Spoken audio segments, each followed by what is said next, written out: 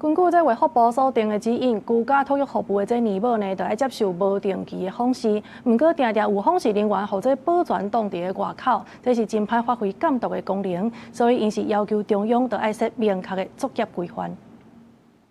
互聯部熱台過身的開案引起社會關注托育的安全議題，嘛推動立法院三讀通過兒童托育服務法，對制度強化保護囡仔的安全。不過有徛過托育的聯部電競表示，社區管理委員會定的規約，甲法定訪視員和社會局的徛過拜訪小衝突，嘛造成囡仔的安全風險增加。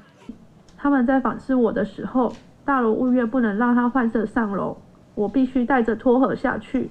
其實增加了不少危險性。托育法不更新，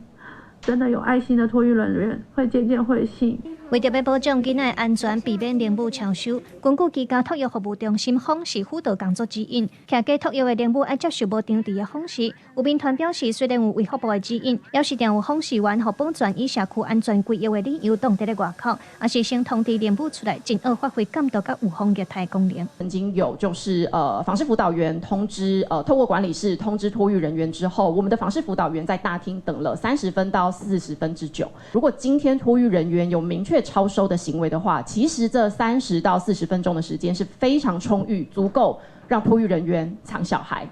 衛福部表示，兒少權法和兒童托育服務法兩有明定禁止妨礙訪視，會閣向地方主管機關發函提醒。那內政部是講，社區規約無法律強制力，要是依法律保障兒童托育安全較優先。公寓大廈的管理人員或者他的這些委託的這個業者，他並不清楚我們中央的法令。那這個我們可以透過行文的方式給社會局。因不同公寓大廈各種不同的基地的條件，還有生活方式所訂定的，它並沒有強制力，不能進去會影響到托育安全的話，放在社區規約，我想是